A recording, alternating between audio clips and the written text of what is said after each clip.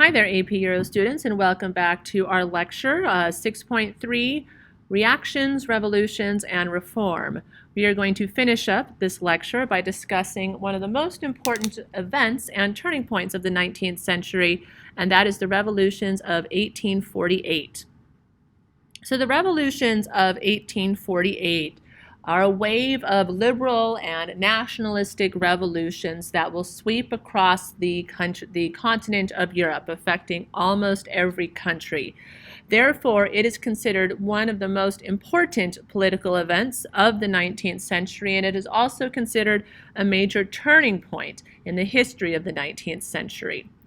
These revolutions were largely influenced like nationalism and liberalism, like I just mentioned, but also Romanticism, as well as economic dislocation, right? So economic strife, especially among the working class, and overall political and economic instability.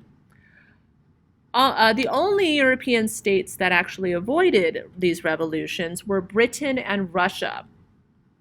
Britain avoided the revolutions because the Parliament had previously implemented liberal reforms, such as the Reform Bill of 1832 and repealing the Corn Laws in 1846, and these reforms prevented serious popular discontent in Britain. Whereas in Russia, the conservative oppression was so consuming that it prevented any liberal revolution from taking hold. Now, neither the liberals nor the conservatives would really gain an upper hand at the end of the day with all of these revolutions.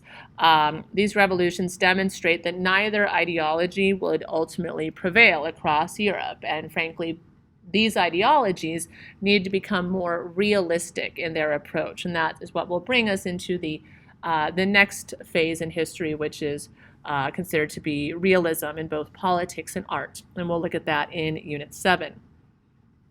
But the revolutions of 1848 were not altogether a complete failure. They did create some important changes.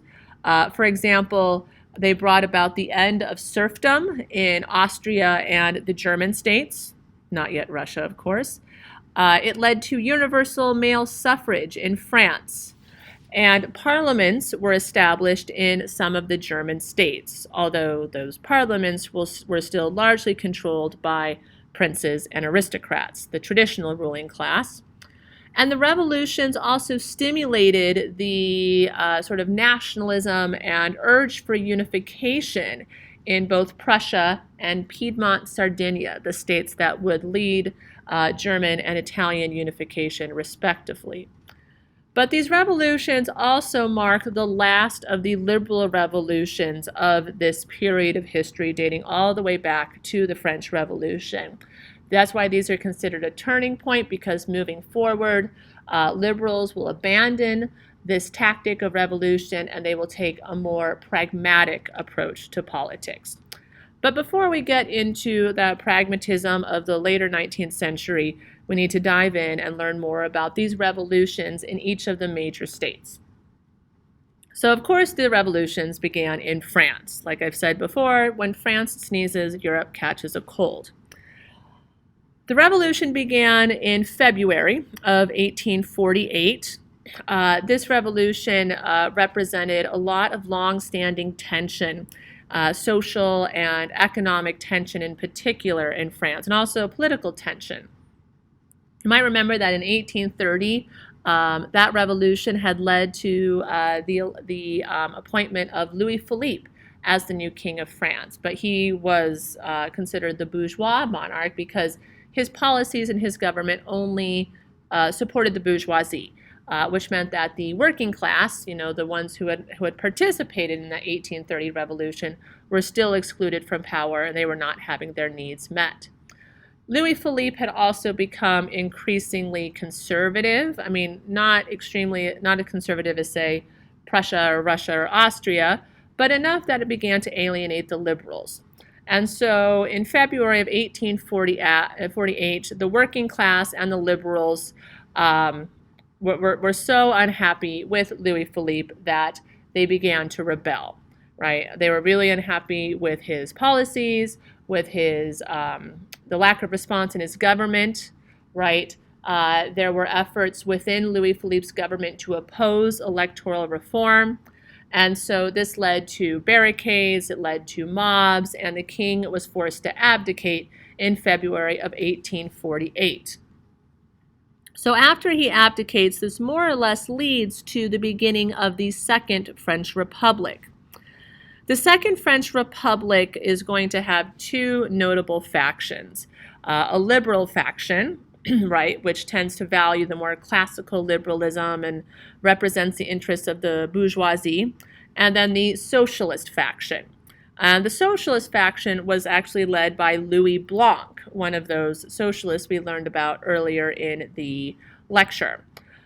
Louis Blanc was more of a pragmatic socialist, right, who supported reform, and his biggest concerns were creating universal male suffrage and also providing opportunity to work for the unemployed people, especially in Paris. So Louis Blanc was successful in convincing the rest of this provisionary government to create these national workshops that would provide work for the unemployed. So basically the government is creating their own factories to employ the unemployed people of Paris and in other major cities. But here's the problem. Because the government sponsored these workshops and paid all the wages, these workshops became incredibly expensive to maintain. And to fund the workshops, the government had to raise taxes on property across France, which ultimately alienated peasants and traditional landowners, right? So the national workshops were popular in the cities. They were popular with the working class, but they were not popular with the liberal bourgeoisie, and they were not popular with the peasants outside of the cities. So this is, as you can probably sort of pick up on, this is setting the stage for some inevitable class conflict that we'll be discussing shortly. But beyond these two factions, there were some significant reforms in the Second French Republic, especially in these early days of the provisional government. For example, the Second French Republic abolished slavery all across the French Empire. They also established a 10-hour workday in Paris. They abolished the death penalty in France. That's not a permanent feature, but for now, the death penalty was abolished. They also allowed for more freedom of the press, and they allowed for universal male suffrage. Now, you may recognize that Louis Blanc's goals were mostly realized. The government created these factories, and it also allowed for universal male suffrage. But also, we're starting to see conflicts emerge between the liberal faction, who were more moderate. They were members of the bourgeoisie. Frankly, they had the support of most of the rest of France. And then the socialists as the other faction. These were more radical Republicans who had the support of the Parisian working class. Now, one of the defining events of this revolution in 1848 is what we call the June Days. The June Days are an episode of extreme violence and bloodshed all across the city of Paris, much like the violence we would associate with the Revolution of 1789. So the cause for all of this was when the government decided to close the national workshops that Louis Blanc had advocated for. So again, these national workshops were too expensive. Many people in France were opposed to them, especially the peasants and the landowners and the bourgeoisie. And since they had more or less a majority in the government, they voted to close the national workshops on June 23rd, actually, of 1848. And as you can imagine, the working class was pissed. They were furious, the working class, the socialists. And so this basically led to full-on class warfare in France between the bourgeoisie and the working class. Workers demanded economic justice, basically. They saw themselves as waging a war against poverty. They demanded a redistribution of income, and they established barricades, these blockades, all over the city of Paris to oppose government forces. And so for days, France, especially Paris, was racked with violence. We're talking violence akin to the worst days of the original French Revolution. During the June days, over 10,000 people were killed, another 12,000 were arrested, and of those, 4,000 were deported to the French colony of Algeria. The June days definitely triggered the PTSD for many French citizens. The violence of that event was, of course, familiar to the radical phase of the French Revolution. And so this led to a sort of moderate reactionary government. So in November of 1848, a new constitution was finally established, right? And this was really the formal beginning of the Second French Republic. Up until this point, the government had been considered provisional, which is temporary. And this constitution established a more stable republican government with one legislature, so a unicameral legislature. It also created a powerful position for the president. And all of these positions, the representatives in the legislature and the president, would be elected by universal male suffrage. And so the first presidential election in all of French history took place in actually December of 1848, just after the Constitution was revealed. And again, following the days of violence and political instability and class warfare, the French people, now with universal male suffrage, elected as their first president ever in the history of France none other than Louis Napoleon Bonaparte. And Louis Napoleon Bonaparte was the nephew of the original Napoleon Bonaparte. So we will learn more about Louis Napoleon in Unit 7. Moving on to Italy. There were uprisings across Italy in 1848 as well. These uprisings were inspired by France, and they also represented a continuation of this Risorgimento movement led by Giuseppe Mazzini. Italian nationalists and liberals wanted to end the foreign domination of Italy. They wanted to expel Austria. These revolutions began down in Sicily, the island off the tip of the boot of Italy, and quickly moved up the peninsula to the northern states. By mid-year in 1848, Milan, Lombardy, and Venetia, many of the northern states had successfully expelled their Austrian rulers. The Bourbon rulers in Sicily and Naples were also defeated. And finally, Piedmont, Sardinia, the one truly independent kingdom in the Italian peninsula, declared war on Austria.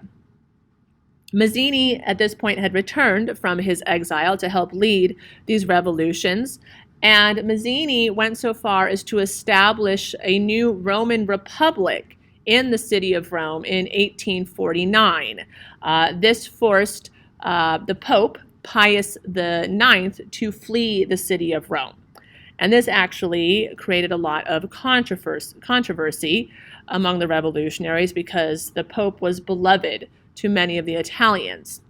One of Mazzini's proteges also participated in the revolutions with him. This was a man named Giuseppe Garibaldi.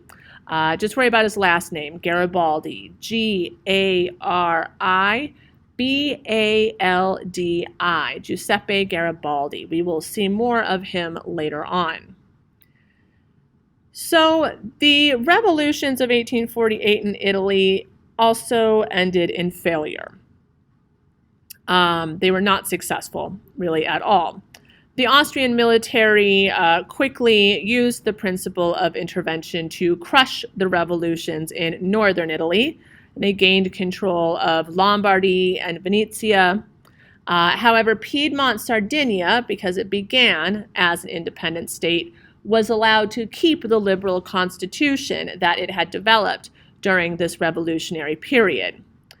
Rome was reclaimed by the French troops. The French had traditionally been the protectors of the papacy, so when the Pope was forced to flee and the Papal States were threatened by these revolutionaries, France also intervened to take back the Papal States.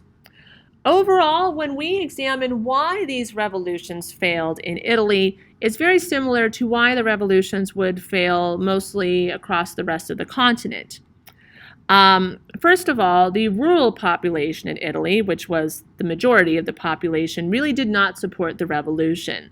As I mentioned before, many peasants were really quite conservative, right? They valued tradition. They also really, really loved their pope and were very religious. So when the pope was deposed, that was, like I said, a very controversial issue. Beyond that, the revolutionaries were really disorganized and they were not united. There were divisions among social classes, working class versus the bourgeoisie who controlled the revolution.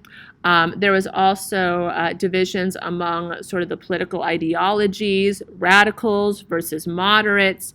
And these divisions and disorganization is ultimately what undermined these revolutions.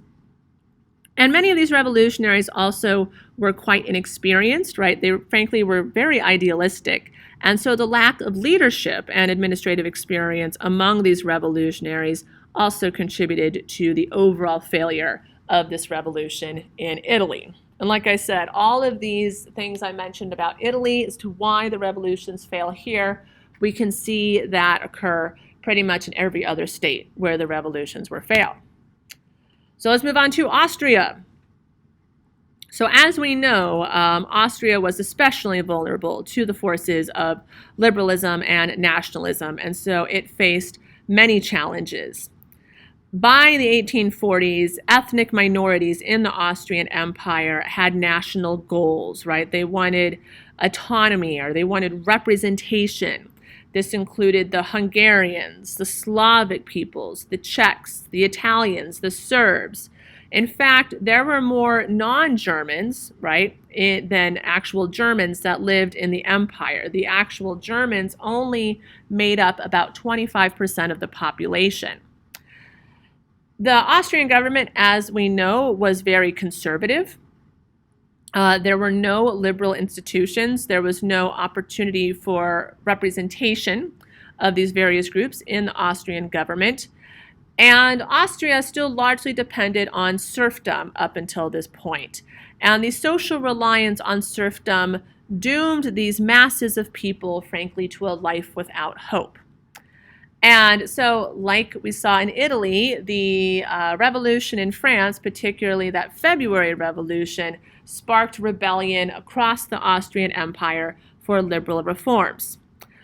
One of the most important regions that would challenge the sort of Habsburg dominance and the conservative status quo would be Hungary.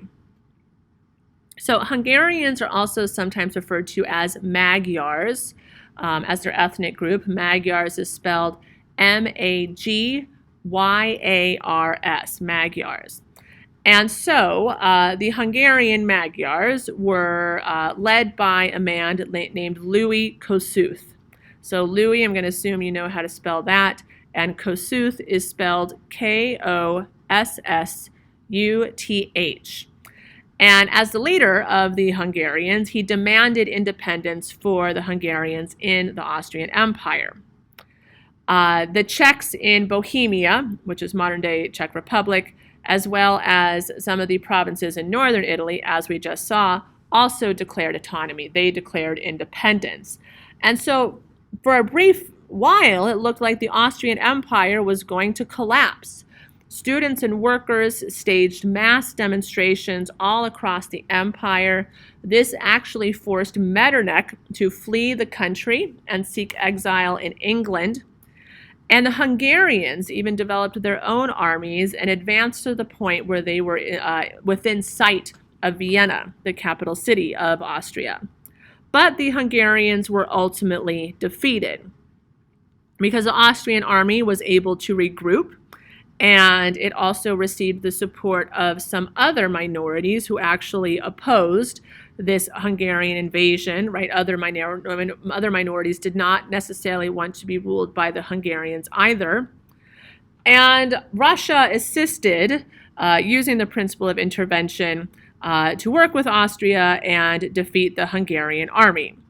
As a result, the region we know as Hungary was put basically under martial law, which means really strict control by the Austrian government. And so Hungary would now have to wait till at least 1866 for some political autonomy in the government. One of the reasons this failed so quickly is because the revolutionary government that was temporarily established did not govern very effectively. Like I said, this is sort of what happened in Italy. The revolutionaries lacked leadership and administrative experience. There's also many divisions, right, among the revolutionaries. And in Austria, that was most represented in the divisions among the nationalities, right? So Slavic peoples resisted the Hungarians, and Italians, resisted other groups. So there were many divisions among the nationalities that the Habsburgs were able to exploit to help end the revolution. There were also social class divisions, working class versus bourgeoisie, and ideological divisions, moderate versus radical. And these divisions are what allowed the Habsburgs ultimately to restore their government and restore royal absolutism. Bohemia was another area of the empire that had some significant rebellion that was almost successful. Bohemia developed an institution called the Prague Conference. So Prague being the capital city of the Czech Republic, Prague. So the Prague Conference. The Prague Conference was essentially a meeting of Slavic leaders in the region of Bohemia, and they developed this notion of Austroslavism. Austroslavism. So that is spelled Austroslavism,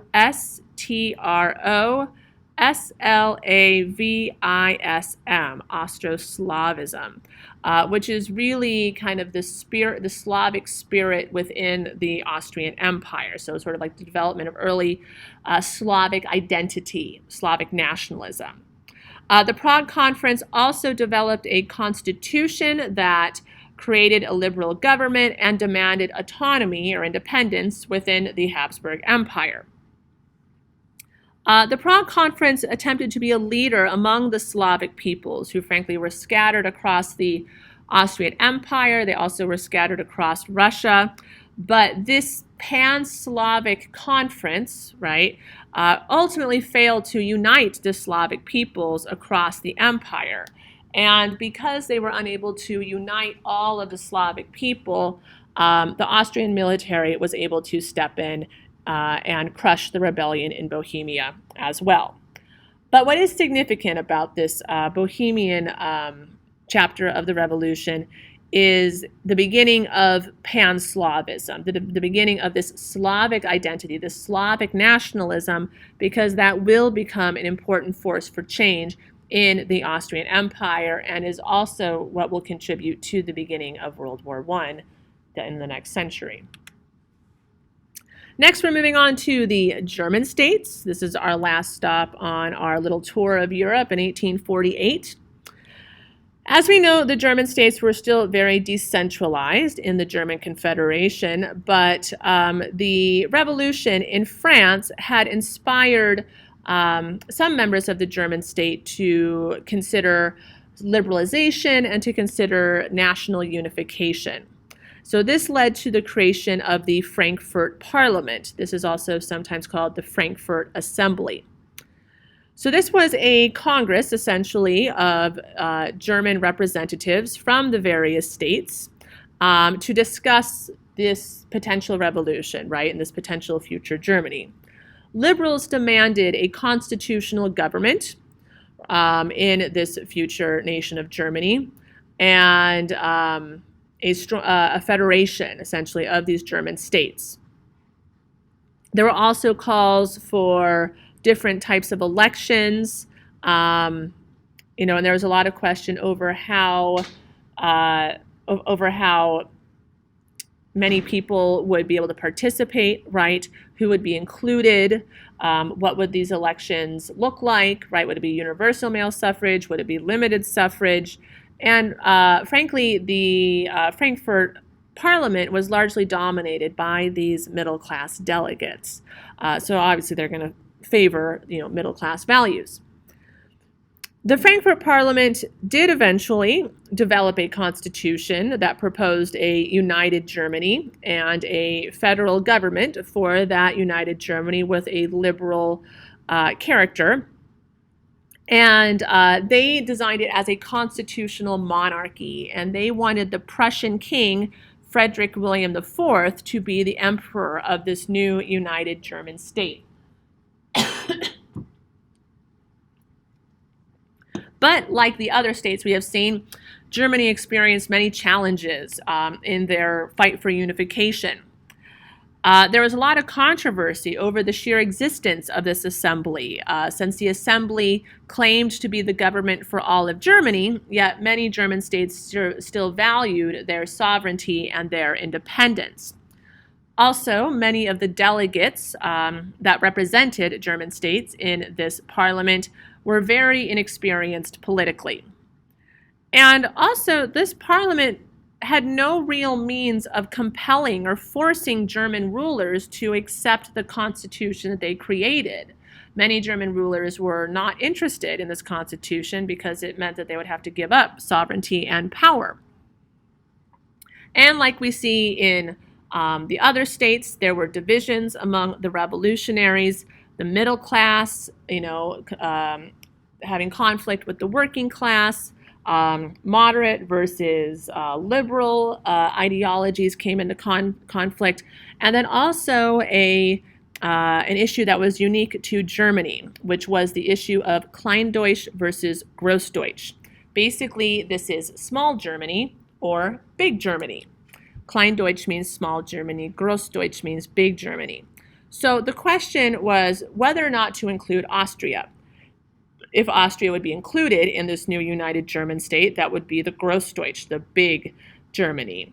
And if it was not part of the new German state, that would be the Kleindeutsch, or the small Germany.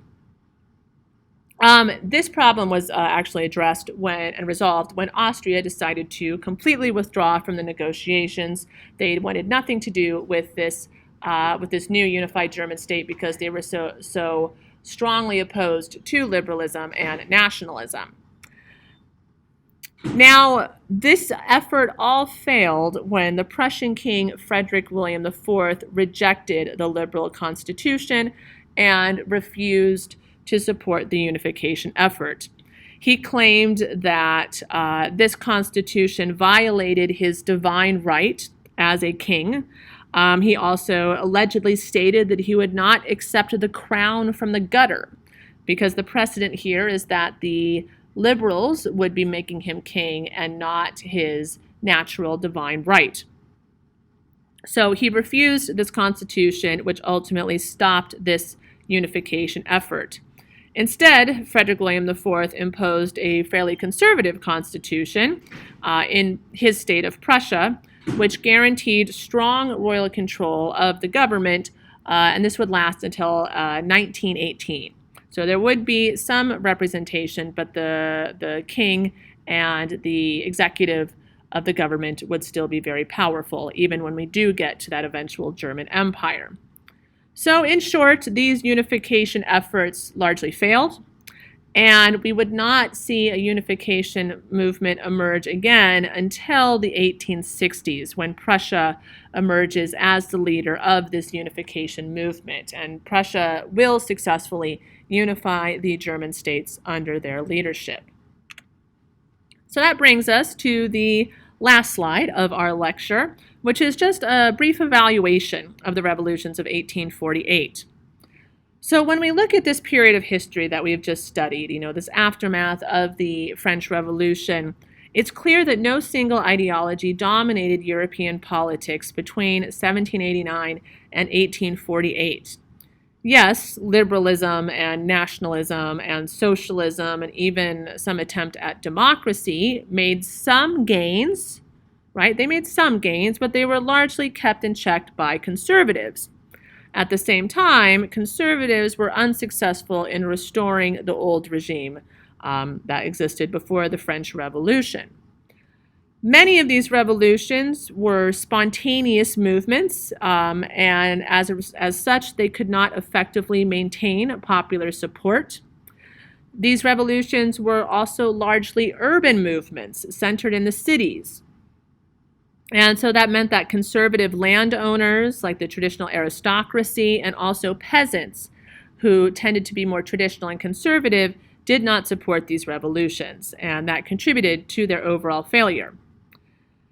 The middle classes, who usually led these revolutions, often abandoned their cause when the working class became too violent, right? The middle class ultimately feared the radicalism and the violence of their working class allies. And so when push comes to shove in that situation, the middle class will abandon the working class and the revolutionary cause and instead side with the conservatives to maintain social order. There were other divisions among the revolutionaries, like I said, beyond working class versus middle class. There were divisions among their ideologies of radical versus moderate. There were divisions that were specific to each region. For example, the papal question in Rome and Italy. So if Italy were to unite or Italy was to liberalize, what would happen to the Pope? In Austria, it was divisions among those nationalities. And in the German states, it was a question of really what the government would look like. Would it be Kleindeutsch, Grossdeutsch? Who would be involved? Who's in charge? All of that was very controversial as well. But despite these failures, there are some very important positive aspects and outcomes of these revolutions that I touched upon at the beginning of this section. For example, universal male suffrage was introduced into France. Also, serfdom remained abolished in Austria and the German states, so serfdom was permanently abolished in Central Europe. Prussia and some other German states did develop their own parliaments out of the Frankfurt Parliament, but like I said, these were still largely dominated by traditional aristocracy. And then also Prussia and Piedmont Sardinia emerged from these revolutions with new energy to achieve unification for their respective states over the next 2 decades. And of course, this is a significant turning point, like I mentioned earlier in the lecture. These revolutions of 1848 brought to a close the era of liberal revolutions that had begun in France in 1789. This was an important lesson to reformers and revolutionaries that planning and organization would be necessary for success, and that these spontaneous and violent revolutions would fail. So this leads to more rational arguments, more pragmatic politics, basically. And so we will see this age of romanticism, romanticism in art, romanticism in politics, and with their ideologies and idealistic goals. This age of romanticism would give way to an age of realism, both in art and politics. And that is what we will discuss in Unit 7. So thank you for listening. If you have any questions about any of this content, please do not hesitate to ask me about it in class. Thank you, and enjoy the rest of your day.